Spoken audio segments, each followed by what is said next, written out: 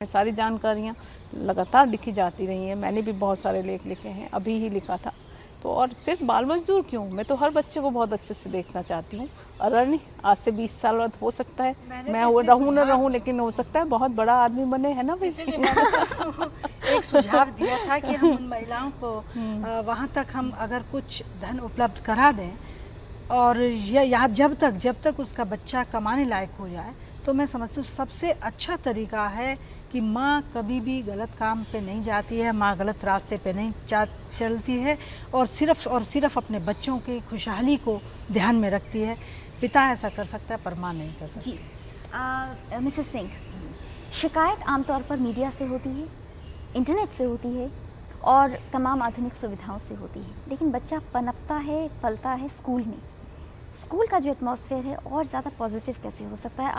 आपको लगता है क्या रोल हो सकता है? एक बच्चा या शिशु एक कच्ची मिट्टी के समान है, उसको आकार देना, उसको विचार देना, ये हम बड़ों का काम है कि उसको जिस तरह हम ढालेंगे वो ढलेगा।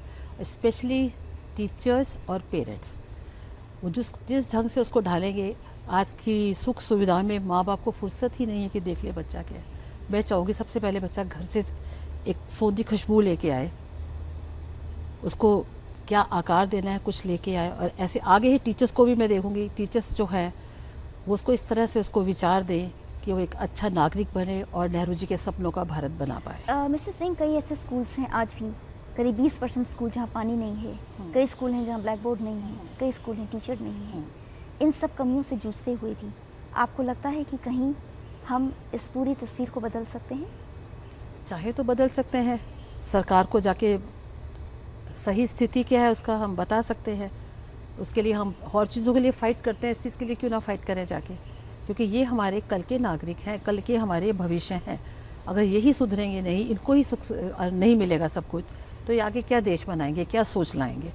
इसके लिए हम बड़ों का उनको साथ देना बहुत ज़रूरी है। वो हमारे बिना आगे नहीं बढ़ पाएंगे। कुछ उम्र तक, कुछ वर्ष तक, कुछ उनकी एज तक हमको उनको साथ देना ही पड़ेगा। अरण्य, जो आपकी उम्र के बच्चे हैं, उन्हीं से सभी बड़ों की बहुत सी उम्मीदें हैं। उस उम्मीद को पूरी तरह से उसको फुलफिल करने के लिए क्या कर सकते हैं आपको लगता है? सबसे पहले तो हम लोग जो कई स्टूडेंट्स हैं, वो अपनी पढ़ाई लिखाई ख़त्म करके बाहर देश में चले जाते हैं और काफ़ी अच्छा नाम भी कमा लेते हैं। लेकिन अगर हम अपने ही देश में रहकर कुछ वैसा काम करें जो हमारे देश को एक सुपर पावर के रूप में इमर्ज करने में मदद करे, तो हम कुछ बदलाव ला सकेंगे। और हम बच्चे, अगर हमें ये एक ब्रांड एक सेट हो गया है कि आईआईटी जाएंगे, उसके बाद अमेरिका जाएंगे, वहाँ पे कुछ करेंगे या वैसा वहाँ पे जाके अपना घर बसा लेंगे, लेकिन मिले तो यही रह जाएंगे सारी चीज़ें, जॉब्स मिले। तो आपको लगता है कि आप जब बड़े होगे और आप जी एजुकेशन जब आपका अच्छा हो जाएगा, जी तभी आप बाहर नहीं जाएंगे, आप हिंदुस्तान में रहेंगे?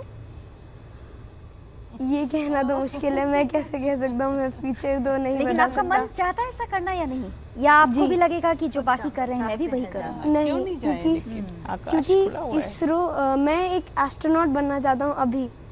और जो नासा और इसरो में कई बार वो होता है कंपैरिजन, उसको देख के तो कई बार मन करता है कि नासा में जाऊँ। गुड लक, नासा में बहुत सारे, सबसे ज़्यादा भारतीय हैं। ये तो है।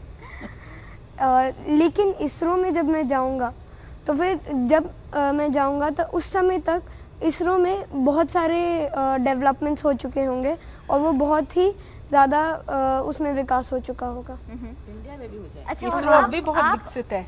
आप कलाम इंडिया के साहब लिए क्या करना चाहते हैं? आप एस्ट्रोनॉट बनेंगे, जब आप एस्ट्रोनॉट बनेंगे तब से लेकर अभी तक, इस बीच का जो आपका जो टाइम स्पैन है, आप क्या करना चाहते हैं अपने कंट्री के लिए?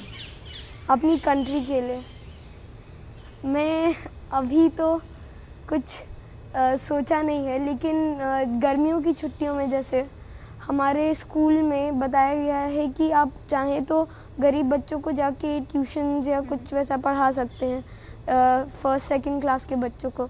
तो फिर वैसा मैं सोच रहा हूँ, मेरे पिताजी ने भी मुझसे बोला है कि अगर तुम चाहो तो कर सकते हो, तो वैसा मैं कुछ करना चाहूँगा। बच्चों के इरादे नेक हैं और आंखों में टिमटिमाते हुए दिए दिखाई दे सकते हैं। आप सभी हमारे कार्यक्रम का हिस्सा बने, आप सभी का बहुत बहुत धन्यवाद। हमें पानी नहीं मिलता, भरपेट खाना नहीं मिलता, कठिनतम प्रश्न मिलते हैं, सहज उत्तर नहीं मिलता। लेकिन जब मासूम लड़कपन सूखी भूखी गलियों में भूखा दिखाई नहीं देगा, यह सुबह कभी तो आएगी। उस सुबह का इंतज़ार आपको भी है, हमें भी। आज का अंक आपको कैसा लगा हमें लिखना ना भूलें। हमारा पता है संसद से सड़क तक @sansad.nic.in। अगले हफ्ते एक नए अंक में एक नए मुद्दे के साथ फिर मुलाकात होगी। जय हिंद, नमस्कार।